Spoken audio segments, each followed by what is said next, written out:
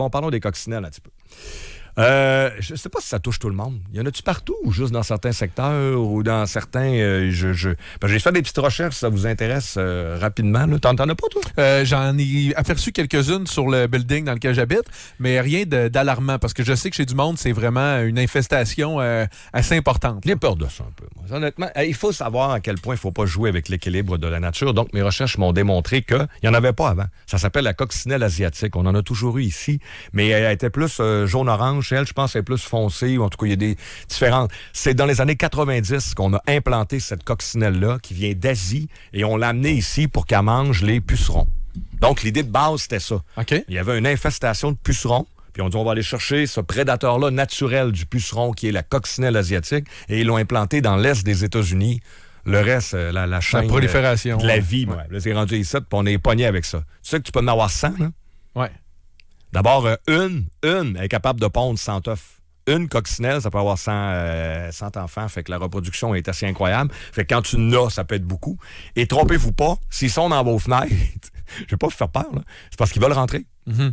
Moi, en fin de semaine, j'ai hésité un peu. Tu sais, je m'en vais sur mon balcon, là, et là, ils sont dans la fenêtre, ils bougent pas. Mais non, trompez-vous pas, là. Faites attention à vos moustiquaires. Assurez-vous que ce soit bien calfeutré. C'est ce que les experts disent, parce que leur but, c'est rentrer en dedans. Est-ce qu'ils piquent? Non, mais ils mordent. Donc, ils mordent. Ça fait mal. Ceux qui ont déjà été mordus par une coccinelle, là, apparemment que c'est un symbole de chance. Quand ils te mordent, il faut que tu fasses un vœu. Il y a une grosse légende en Asie là-dessus. Là. Ça vient d'Asie. Ils sont peut-être dans certains endroits superstitieux un peu. Alors, ça a l'air qu'il faut que tu fasses un vœu. Mais moi, je lui ai dit « ouch ». Mais il y en a qui font des vœux. Et ça pue. Ça dégage une odeur. Ouais, une petite, parce qu'ils dégagent une petite toxine jaune qui est en passant leur sang. Fait qu'ils perdent un petit peu de sang. C'est jaune et c'est pour éloigner les prédateurs. Ils se protègent avec ça. Un peu comme la moufette. Donc, ils dégagent des mauvaises odeurs pour se protéger. C'est pour ça que la défense est difficile. Si t'es écrases, là, ça va puer encore plus. Ouais. Puis c'est dégueulasse.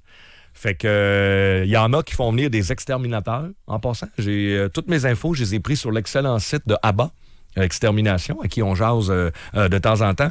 Fait que toute l'histoire, tout ça. Fait qu'il faut faire attention à ça. Le reste, il n'y a pas comment je pourrais dire ça, de danger majeur, mais ils veulent passer l'hiver chez vous. S'ils sont à votre porte, leur but, c'est de rentrer puis se cacher.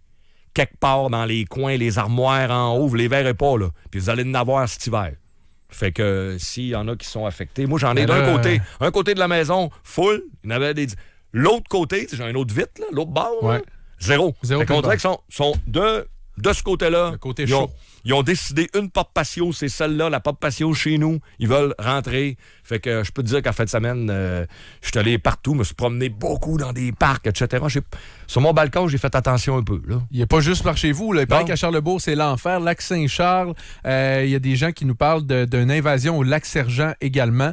Effectivement, là, tu vois, quelqu'un qui nous dit qu'elle en a des milliers, qu'elle n'exagère pas depuis 2 semaines. Elle ne peut plus sortir de chez elle à 12h30, là, parce que c'est sûr qu'il y en a qui vont réussir à rentrer tellement qu'il y en a.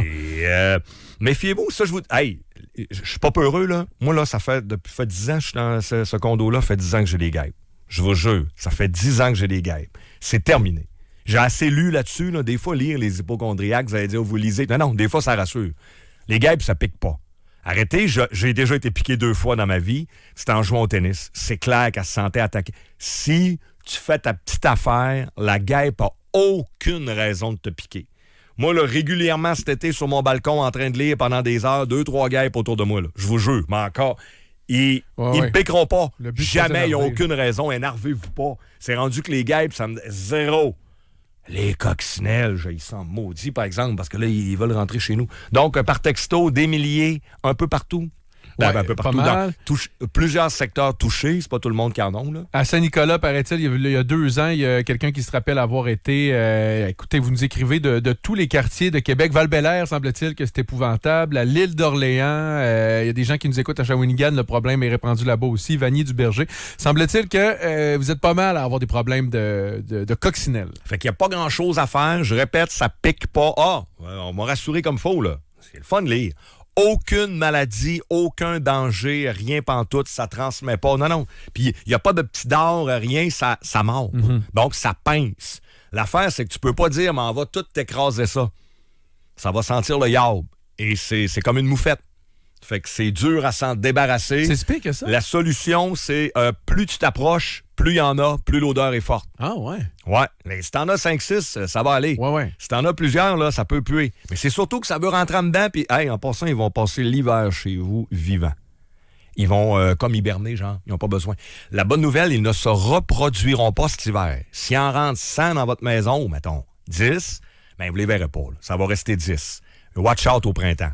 Parce qu'au printemps, chaque petite femelle peut pondre 100 œufs. Mais là, ils devraient ressortir. Parce qu'eux autres, ils cherchent un abri pour l'hiver, les coccinelles asiatiques. Ils sont pas habitués. À moins 20, ils meurent.